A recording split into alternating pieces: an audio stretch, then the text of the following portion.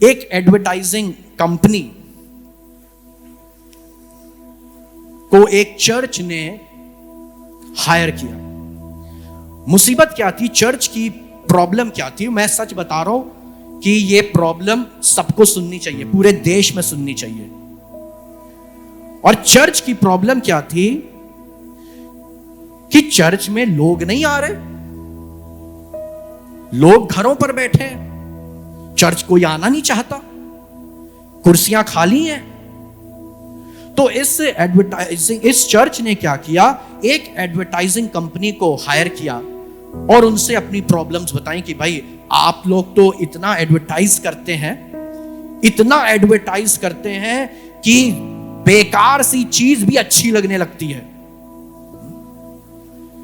एक साबुन का एडवर्टाइजमेंट देखिए कभी आप, है ना, जो कभी सुना ही नहीं है, कभी अभी कल ही तो लॉन्च हुआ है, उसको कोई बड़ी एक्टर या बड़ा एक्ट्रेस जो है वो एकदम से दिखाने लगता, आज तक मेरी जो ये खूबसूरती का राज है वो ये साबुन है। अरे ये साबुन अभी कल तो पेश हुआ है, कल ही तो रिलीज हुआ है, कल ही तो लॉन्च हुआ है, और तुम बता रहे हो कि अब तक तुम जिंदगी भर इसी को यूज करते हो, इसी से नहाते थे, इसी से मुंह धोते थे और इसलिए तुम इतने खूबसूरत हो गए। लेकिन हम लोग हैं ऐसे, हम लोग देखते हैं और करते हैं।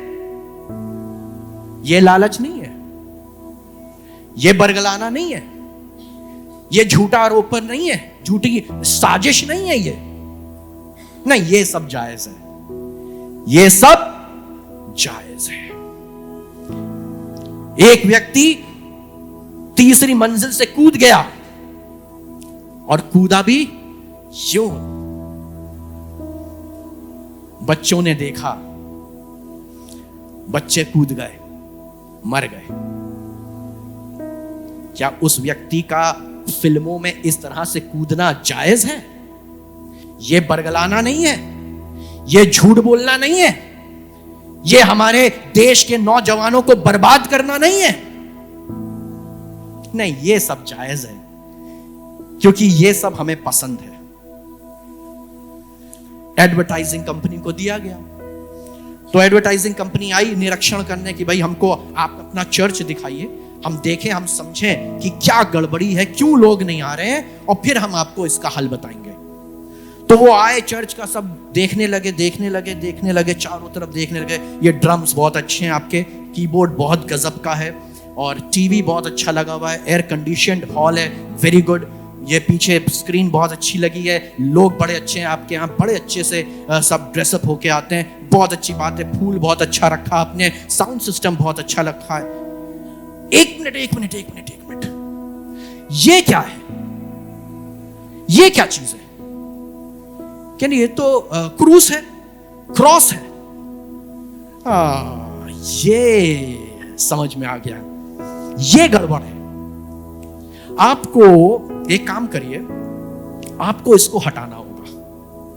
क्या हो क्या रहा है कि लोग जो है, जब अब वो चर्च आते हैं तो आप इस क्रूस की बात बताने लगते हैं कि यीशु मसीह क्रूस पर टांगा गया, यीशु मसीह ने अपनी जान क्रूस पर दी। अब वो दर्द और पीड़ा और तकलीफ, मुसीबत, वही बात है कि सकरा है वो मार्ग, क्या ये सब आप लोगों को बताने लगते हैं। और लोग जैसे ही वो आया, उसने देखा क्रॉस, उसको एकदम से याद आया, अरे भैया क्रॉस। और जिसने थोड़ी सी भी बाइबल पढ़ ली उसको मालूम है कि अगर मेरे पीछे आना है तो अपना क्रूस उठाना है। और क्रूस उठाने का मतलब है कि मुसीबतें, तकलीफें। वो कह रहा है थप्पड़ मार दिया तो वो कह रहा है कि वो दूसरा गाल भी कर दो। किसी ने तुम पे झूठा आरोप लगा दिया तो उसके लिए दुआ करो, उसको माफ करो। हे पिता, ये नहीं जानते कि ये क्या करते हैं, इनको माफ कर दे। बहुत तकलीफ होती, मुझे नहीं मालूम आपके साथ कभी ऐसा हुआ कि नहीं हुआ, लेकिन अगर आपने कभी गलती ना करी हो और उसके बाद भी आपको बेइज्जत किया जाए, दिल के अंदर ऐसी टीस उठती है ना। मन करता है कि पूरा हिसाब किताब बराबर कर ले। हम और आप भी जब चर्च में आते हैं तो हम इस तरह के सरमन सुनना नहीं चाहते जो हमको तकलीफों के बारे में बताते हैं, मुसीबतों के बारे में बताते हैं। हम बताएं कैसा सरमन सुनना चाहते हैं? प्रभु भला है और भला ही करता है ना? प्रभु भला है और भला ही करता है। बड़े खुश हो गए। तुम्हारे पाप कितने भी गंदे क्यों ना हो, तुम जैसे हो वैसे ही आ जाओ। हम रोज ही वैसे ही चले आते हैं। Every day, every Sunday, every meeting we are coming in the same way without any change, because उसी आयत को हम पकड़े हुए हैं। तुम जैसे हो वैसे ही चले आओ। तुम्हारे पाप कितने भी गंदे क्यों ना हो, यीशु मसीह का लहू उसको धो देगा। और इस वजह से हम पाप कभी छोड़ ही नहीं रहे, क्योंकि ये सारी अच्छी बातें हम सुनना चाहते हैं। अय्यूब की आखिरी वाली बातें सुनना चाहते हैं। अय्यूब का सब लुट गया, सब बर्बाद हो गया, सब मर गए, सब खत्म हो गए, और अंत में परमेश्वर ने अय्यूब को दुगना लौटा दिया। तो दुगना लेने आ गए। और पहले वाला जो अय्यूब का फर्स्ट पार्ट है वो झेलोगे? पूरी बाइबल में एक भी व्यक्ति दिखा दीजिए जिसके जीवन के अंदर दुख और तकलीफ ना आया हो। यह है मसीही कौम। This is Christianity. किसने यह गलतफहमी फैला दी है? यह क्रिश्चियनिटी है। आपको सब कुछ त्यागना पड़ेगा, आपको सब कुछ छोड़ना पड़ेगा। आपको अपने जीवन में, अभी तक आपने नाम सुने होंगे इन शब्दों के, हम्बलनेस, काइंडनेस, आपने सिर्फ नाम सुने, नम्रता, दीनता। अब आपको नम्रता और दीनता खुद बनकर इसको जीना होगा। यीशु मसीह को जितना पीड़ित किया गया, जितना, मैं कल पढ़ रहा था, मैं सच बताऊं, आप यूहन्ना पढ़िएगा, और यूहन्ना के अंदर जिस तरह से वर्णन है, आइए पढ़ लेते हैं इसको। यूहन्ना उसका 18वां अध्याय और 36वीं आयत में लिखा है, Jesus said, "My kingdom does not belong to this world. If my kingdom belonged to this world, my followers would fight to keep me from being handed over to the Jewish authorities. No, my kingdom does not belong here." बिल्कुल साफ साफ लिखा हुआ है, मेरा राज्य यहां का है ही नहीं। मैं यहां की तो बात ही नहीं कर रहा, और अगर यहां की बात मैं कर रहा होता तो मेरे जितने भी पीछे चलने वाले हैं वो लड़ लेते। लेकिन मैं यहां की बात ही नहीं कर रहा। मैं तो तुमको बाप के घर की बात बता रहा हूं। मैं तुमको वहां ले जाने की बात आता हूं। यीशु मसीह ने जाने से पहले ही इस बात को कहा, जहां मैं जाता हूं मैं फिर तुमको वापस आऊंगा कि तुमको भी उसी स्थान पर ले जाऊं। वो संसार की तो बात ही नहीं है। गलत फहमियों को इतना फैला रखा है, बुरी बातों को, और इसका दोषी मैं खुद हूं, क्योंकि मैंने आज तक अपने यीशु को इसी तरह से दिखाया। मुझे कार मिल गई। यहां पे मैंने एक बार बहुत पहले भी बोला था, जबकि जो यहां पे खड़े होके गवाही देते हैं तो बहुत सोच के दिया करिए। मुझे एप्पल का आईफोन मिल गया, तुरंत लोगों ने कैलकुलेट किया, अच्छा एक सबसे गंदा, सबसे गिरा हुआ वर्जन भी एप्पल का 75-80 हजार से नीचे का नहीं आता। वो भी अब लॉन्च हुआ है। इससे पहले 1.5 लाख से नीचे तो आता ही नहीं था। अभी रिसेंटली एप्पल ने अपने आप को थोड़ा सा नीचा किया है और थोड़े से लोअर वर्जन्स के उसके फोन आने लगे। तो जैसे ही आपने, मैं प्रभु का बहुत धन्यवाद करता हूं मुझे एक नया फोन मिला, भैया ये ना बताओ, ये बताओ यहां खड़े होके कि मैं प्रभु का धन्यवाद करता हूं, उसने मुझे प्रेरित किया और आज से मैंने झूठ बोलने की अपनी गलती, झूठ बोलने का अपनी हरकत, झूठ बोलने की अपनी आदत छोड़ दी। ये बताने के लिए यहां पर आओ। लेकिन हम आते हैं यहाँ पे, मेरा 3 मंजिला का मकान खड़ा हो गया, प्रभु का बहुत धन्यवाद हो। मैंने आपसे एक दिन कहा था ना, ये सब बातें शैतान फैलाता है। तुम संसार में भी अच्छे बना रहना चाहते हो और प्रभु के भवन में भी अच्छे। कितने अच्छे हैं, देखो वो कितने अच्छे हैं, कितने अच्छे से उन्होंने आके बताया कि मेरा 3 मंजिला का मकान है और प्रभु ने बनवाया। अरे सच्चाई बताओ। आप नौकरी कर रहे हो, ईमानदारी से नौकरी करो। नौकरी पर बाइबल खोल के मत बैठ जाओ। आए हैं, नौकरी करने आए हैं और बाइबल खोल के बैठ गए। No, that is not the time to read the Bible. आप अपनी जॉब पर हो, आपको उसकी तनख्वाह दी जा रही है, आप अपना काम करो, आपको जो काम सौंपा गया है वो काम करो। तुमको स्कूल में पढ़ाने का काम है, तुम स्कूल में पढ़ाने के लिए हो। तुम किसी ऑफिस में हो, कोई मैनेजर हो, कहीं पे कुछ भी नियुक्त हो, तुमको एक काम दिया गया है, तुम उस काम को करो। Christianity never teaches to deceive. तुमको अगर बाइबल पढ़नी है, प्रार्थना करनी है, नौकरी से वापस आओ, पढ़ो, किसी ने नहीं रोका। But don't be a deceiver. धोखा देने वाले ना बनो। Don't be a deceiver. धोखा देने वाले ना बनो। अब ये सारी बातें लालच दे के बताइए लोगों को, कितने आ जाएंगे? मैं कह रहा हूं लाखों ऑफर कर दीजिए, तब भी कोई मिल जाए तो बताइएगा कि यीशु मसीह के पीछे चलने में ये होगा। बहुत समस्याएं हैं, तकलीफें हैं, परेशानियां हैं। 18वें अध्याय की 22वीं आयत पढ़िएगा। 22वीं आयत यहां पे लिखा हुआ है, When Jesus said this, one of the guards there slapped him and said, How dare you talk like this to the high priest? यीशु मसीह को वहां के खड़े हुए एक संतरी ने, एक वहां पे दरबान ने, या जो भी होगा, वो आया और यीशु मसीह को उसने थप्पड़ मार दिया। और यीशु मसीह से कहता है, तुम्हारी हिम्मत कैसे हुई अधिकारी से इस तरह से बात करने की? यह है यीशु मसीह का जीवन और यह है मेरा और आपका जीवन। हमारे चर्चेस के ऊपर अटैक हो जाता है, हम कितने डंडे निकाल लेते हैं, कोई नहीं मारता किसी को। क्रिसमस हो जाता है, ईस्टर हो जाता है, गुड फ्राइडे हो जाता है, सबसे पीसफुली ये सारे ओकेजन्स मनाए जाते हैं।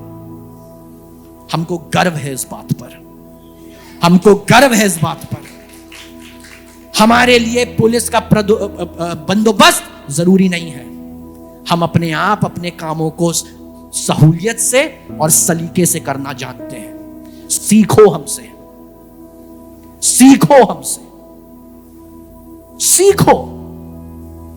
लेकिन जो सिखाता है ना, वो बुरा बन जाता है। हर घर की बात है, हर घर की बात है। आपके घर में माँ बाप है, माँ पुचकारती है, बाप सिखाता है, बाप बच्चों के लिए बुरा बन जाता है। यस और नो? तो हम जब कह रहे हैं अच्छे बनो, हम जब कह रहे हैं झूठ बोलना छोड़ो, हम जब कह रहे हैं सच्चाई के मार्ग पर चलो, हम जब कह रहे हैं ना घूस लो और ना घूस दो, चाहे तुमको इसके लिए नुकसान भी कितना उठाना पड़ जाए। तो इस बातों को लोग समझने को तैयार नहीं है। यीशु मसीह को उस व्यक्ति ने थप्पड़ मार दिया। और अगर मैं और आप तो कुछ हैं भी नहीं, हम क्या हैं? कुछ भी नहीं है। बहुत ज्यादा आईएएस ऑफिसर हो जाएंगे आप, आईपीएस ऑफिसर हो जाएंगे, बहुत ज्यादा आप होम मिनिस्ट्री के अंदर कुछ हो जाएंगे, कोई किसी लेवल पे बैठे होंगे। But Jesus was the King of Kings. Jesus was the Almighty God. He has all the authority in his hand. Immediately he would have crushed that person. वो उसी समय चाहता तो उस आदमी को बर्बाद कर देता। उसी समय चाहता तो वो एक हुक्म देता, आग नाजिल हो जाती और वो नाश हो जाता। But when with authority you know how to control, संयम इसको कहते हैं। संयम इसको थोड़ा ना कहते कि कुछ हो नहीं, मार खा के आ गए और कहना हमें बड़ा संयम है। अबे संयम नहीं कहते इसको, तुम कुछ हो ही नहीं। संयम तो कहते हैं जब तुम कुछ हो और उसके बाद भी सब कुछ सहन कर जाओ। क्रिश्चियंस अगर पूरे देश के अंदर किसी कार्य के लिए जाने जाते हैं तो वो दो बातों के लिए जाने जाते हैं, एक एजुकेशन के लिए और दूसरा हॉस्पिटैलिटी के लिए।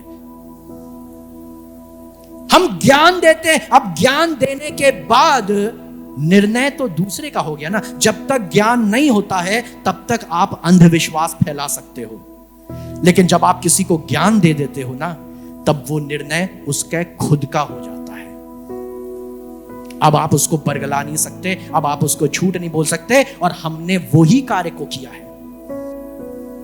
तो पढ़ाई हमने करी, पढ़ाई को हम बहुत ज्यादा तवज्जो देते हैं, पढ़ाई को हम बहुत ज्यादा प्राथमिकता देते हैं, ज्ञान देते हैं। और यहां पे ऐसा हुआ, इसी वजह से एक व्यक्ति था, मैं इस व्यक्ति के बारे में जब पढ़ रहा था बड़ा मैं भी कंफ्यूज हुआ, और आप भी इसको पढ़ेंगे तो आपको मालूम चलेगा। आप पढ़ लीजिए यूहन्ना उसका 18वां अध्याय और उसकी 38 वर्ष 38 आयत। यहां पर ऐसा लिखा है, एंड व्हाट इज ट्रुथ? पिलातुस ने पूछा सच्चाई क्या है? Then Pilate went back outside to the people and said to them, I cannot find any reason to condemn him. अगर आप इसको पढ़ें तो ये उस समय की बात है जब यीशु मसीह को पिलातुस के सामने पेश किया गया और पिलातुस से कहा गया कि इसको तुम सजा सुनाओ। तो पिलातुस बार बार यीशु मसीह के पास आता था, उससे पूछता था, और यीशु मसीह जिस सरलता से अपने जवाबों को दिया करते थे, पिलातुस बार बार कहता था मैं इसमें कोई दोष नहीं पाता। भाई इसमें क्या दोष है?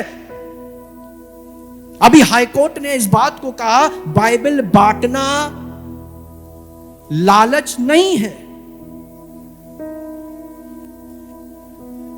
बाइबल बांट कर आप किसी को लालच कैसे दे रहे हैं? बाइबल तो एक अच्छी किताब है, बाइबल में तो अच्छी बातें लिखी हैं, बाइबल तो लोगों को सुधारने के लिए है।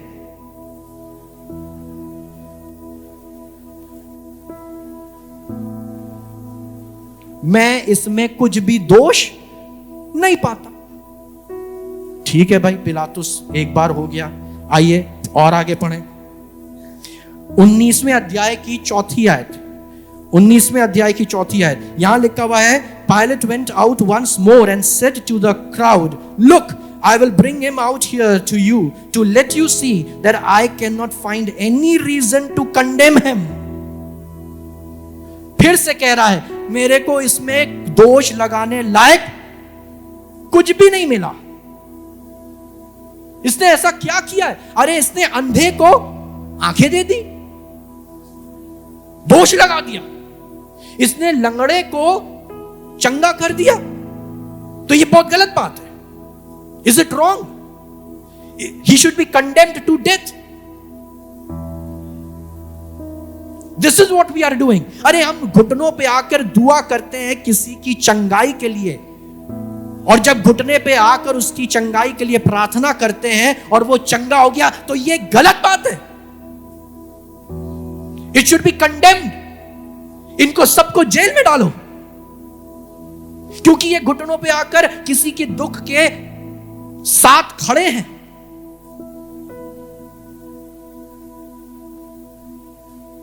मैं इसमें कोई भी दोष नहीं पाता।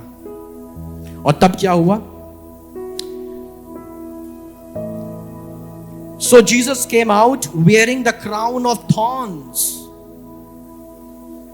ये है मेरा यीशु, ये है मेरा यीशु। इसने अभी अभी कुछ समय पहले अंधों को आंखें दी हैं, लंगड़ों को चलता किया है, बीमारों को चंगा किया है, 5,000 की भीड़ को खाना खिलाया है, इसने मौजे किए हैं, इसने 4 दिन के मुर्दे को जिंदा किया है।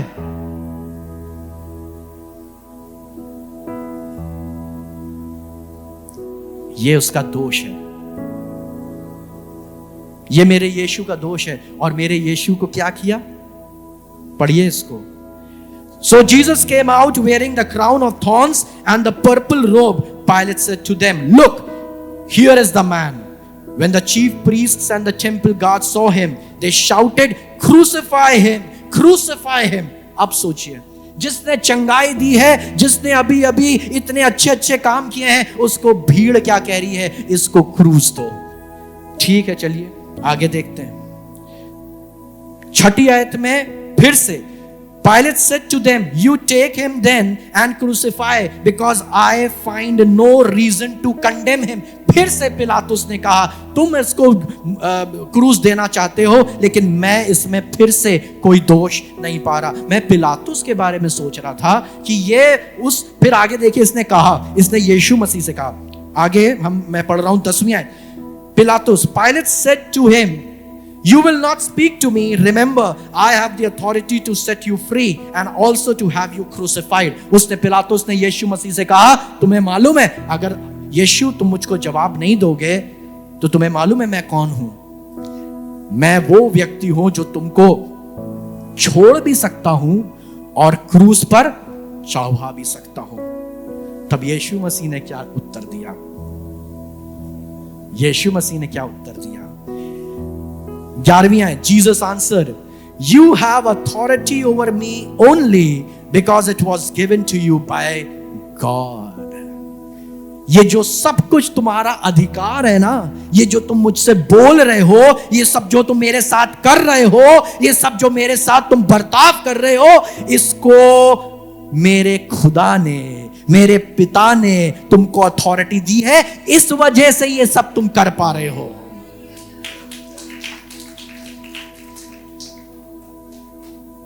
क्योंकि मिशन बहुत बड़ा है। मिशन बहुत बड़ा। मिशन क्या था? यीशु मसीह के सामने मिशन था पूरे संसार का उद्धार करना, और वो उद्धार हो नहीं सकता था जब तक कि यीशु को क्रूस पर चढ़ाया ना जाता। पूरे संसार में ऐसा कोई नहीं जिसने खुद अपनी जान दी हो ताकि मैं और आप बचाए जाएं। मारा तो बहुतों ने, लड़ाइयां तो बहुतों ने करी, दोष तो बहुतों ने लगाए, लेकिन कोई ऐसा नहीं था जिसने खुद अपने ऊपर दोष ले लिया, खुद अपने ऊपर सारा गुनाह उठा लिया, खुद अपने ऊपर सारी लानत ले ली, खुद अपने ऊपर सारी बेइज्जती ले ली। क्योंकि मिशन बहुत बड़ा था, उद्धार का जो मार्ग निकलना था। Because it was given to you by God, so the man who hanged me, सुनिए अब बहुत खतरनाक बात है, so the man who handed me over to you is guilty of a worse sin. दुख तो उस व्यक्ति के लिए है जिसने मुझे तुम्हारे हाथों में पकड़वाया। दुख तो उस व्यक्ति के लिए है। ये है यीशु, ये है मेरा यीशु। एक अलग ही सोच, एक अलग ही व्यक्तित्व, जिसका कोई कंपैरिजन है ही नहीं। आगे जल्दी से आगे ले चलूंगा। 19 में 19वें अध्याय की 19वीं आयत, यहां पे लिखा हुआ है, Then they crucified him and they also crucified 2 other men, one on each side, when Jesus between them. Pilate wrote a notice. पिलातुस ने एक दोष की पट्टी लगवाई। क्या लिखा है? Wrote a notice and handed it to put on the cross, Jesus of Nazareth, the King of Jews. Jesus of Nazareth, the King of Jews. ये दोष की पट्टी पिलातुस ने यीशु मसीह की क्रूस के ऊपर लगवाई। इस पर भी लोगों को चिढ़ हो गई। मालूम, इस पर भी लोगों को चिढ़ हो गई और उन्होंने क्या कहा? आगे पढ़िए, आगे पढ़िए। आगे लिखा हुआ है 20वीं आयत में, many people read it because the place where Jesus was crucified was not far from the city. The notice was written in Hebrew, Latin and Greek. सारी भाषाओं में लिखवाया गया। और क्या लिखा था? Then the chief priest said to Pilate, do not write the king of the Jews, but rather this man said, I am the king of the Jews. वहां के लोगों ने क्या कहा? उनको क्या चिढ़ हो गई? अरे ये पिलातुस, ये तुमने क्या लिखवा दिया? तुमने लिखवा दिया यीशु नासरी, यहूदियों का राजा। और लोग पढ़ रहे हो कि इसको सजा दी गई, सजा दी गई। वो पढ़ पढ़ के निकल रहे और उन्होंने, अरे पिलातुस ये क्या लिखवाया? तुम्हें तो ये लिखवाना चाहिए था, यीशु ने कहा मैं यहूदियों का राजा। आंसर देखिएगा पिलातुस का, पिलातुस का आंसर देखिएगा। पढ़ लोगे ना, अगर पढ़ लोगे तो आंखें नहीं बंद कर पाओगे। जितने बाइबल पढ़ लेंगे ना, चाहे मैं हूं, चाहे वो आप हैं, और चाहे इस प्रांगण के बाहर के लोग हों, अगर पढ़ लोगे तो सच्चाई से मुंह नहीं मोड़ पाओगे। पिलातुस ने आगे क्या कहा? 22वीं आयत में, Pilate answered, what I have written stays written. मैंने जो लिख दिया वो लिख दिया। ये है ज्ञान की ताकत। तुम लाख किसी को नीचा करने की कोशिश करो, लेकिन अगर किसी ने ये जीवित वचन पढ़ लिया ना, यीशु मसीह को वो पढ़ रहा था। Pilate was reading Jesus Christ live. ऐसा मौका तो किसी को नहीं मिला था। पिलातुस यीशु मसीह को सजीव वहीं पर देख रहा था और पढ़ रहा था। लेकिन कई बार लोग मजबूर होते हैं, कई बार लोग मजबूर हो जाते हैं। इसीलिए पिलातुस ने कहा, मैंने जो लिख दिया वो लिख दिया। And this is final, this is final. Yeshu नासरी सच में राजाओं का राजा है। हर एक घुटना झुकेगा और हर एक जुबान कहेगी कि वो ही प्रभु है। There is no other God than Jesus. आखिरी बात मैं बताऊंगा, फिर खत्म करूंगा। एक परिवार तितली के वो जो लार्वा होता है ना, वो जो कोकून होता है ना, वो उसको कहीं पे पेड़ पे लगा दिख गया, पत्ती पे लगा दिख गया, तो ये परिवार उसको घर ले आया। देखेंगे कैसे इसमें से तितली बाहर निकलती है। तो परिवार ने बड़ा गौर से देखा, तो एक कोकून, जिसको शायद कोया कहा जाता है, रेशम सा लगता है, उसमें से एक छोटा सा बच्चा जो है वो निकलने की कोशिश कर रहा है। हल्का सा चीरा लगा और वो धीरे धीरे अपने पंख बाहर निकालने की कोशिश कर रहा है। ताकत लगा रहा है, ताकत लगा रहा है। आगे बढ़ने के लिए ताकत पीछे लगाई जाती है। तो ये बच्चा जो है उसमें बाहर निकलने की कोशिश कर रहा था, उस कोए में से बाहर निकलने की कोशिश कर रहा, बड़ी ताकत लगा रहा, बड़ी ताकत। और ये जो परिवार था ये बड़े गौर से देख रहा था, परेशान हो रहा था, देख रहा था, परेशान हो रहा था। और थोड़ी देर के बाद देखा वो बच्चा जो निकलने की कोशिश कर रहा है, 10 मिनट तक वो अंदर ही पड़ा रहा। और 10 मिनट इतनी कोशिश करने के बाद जब वो बाहर निकला तो उसने पंख अपने खोले और उड़ता हुआ सारी खूबसूरती के साथ बाहर चला गया। ठीक है भाई, बहुत अच्छी बात है, बड़ा खुश, ताली, वेरी गुड। अब आया दूसरा कोकून, वो जो दूसरा कोया रखा हुआ था। अब इस परिवार ने सोचा, नहीं नहीं नहीं नहीं, जितनी पीड़ा उसको हुई हम उतनी पीड़ा इसको होने नहीं देंगे। तो उन्होंने क्या किया? उन्होंने उससे कोकून को हल्का सा, कोई सीजर्स या ब्लेड कुछ लाए होंगे, फॉसेप, उसको हल्का सा उसको कट कर दिया।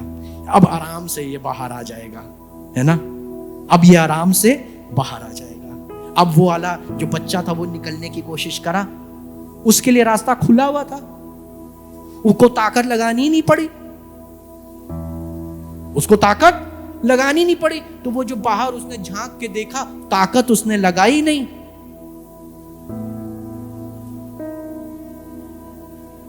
वो बच्चा वहीं मर गया। ये परिवार बड़ा परेशान हो गया, ये क्या हुआ? हम तो मदद करी थी, ये क्या हुआ? वो एक वैज्ञानिक के पास चले गए पूछने के लिए कि भाई आप बताइए, एक बायोलॉजिस्ट के पास गए, उन्होंने भाई आप बताइए ये व्हाट इज दिस, ये कैसे हो गया? तब उसने बताया आपने एक गलती कर दी। ये जब बच्चा बाहर निकलने की कोशिश करता है, अपनी ताकत लगाता है, तो आपको मालूम है ये संसार में इसी तरह से रचा गया है। जब ये बाहर निकलने की ताकत लगाता है तो जितना ये प्रेशर देता है, इसके परों के अंदर सारा खून, सारा लिक्विड, सारा फ्लूइड इसकी एक एक नस के अंदर वो घुसता है और इसके पर बड़े होते चले जाते हैं। जितना ये आगे ताकत लगाता है उतना इसका फ्लूइड पीछे की तरफ इसके परों में घुसता है, और जब इसके परों के अंदर घुसकर उन परों को ये मजबूत कर देता है, तभी ये जब बाहर निकलता है तो अपने पंख खोलकर उड़ जाता है। कितने लोग आज उड़ने के लिए तैयार हैं? क्या आप उड़ने के लिए तैयार हैं? क्या यीशु मसीह के साथ बादलों पर उठाए जाने के लिए तैयार हैं? तो आज उन पीड़ाओं का सामना करिए, मुसीबतों का सामना करिए, ताकि आपकी नसों के अंदर इतनी ताकत आ जाए कि जब आप अब बाहर निकलेंगे ना, तो आप चंगाई के काम करेंगे, आप उड़ेंगे। अब जब आप बाहर निकलेंगे तो लोग रोगी चंगे हो जाएंगे, बीमार अच्छे हो जाएंगे, सब कुछ खूबसूरत हो जाएगा। Because my lord came into this world not to destroy but to make it whole. वो उसको सिद्ध करने के लिए आया। ऐसा है मेरा यीशु, और ऐसे यीशु की आइए हम जोरदार तारीफ करें, तालियां बजाएं।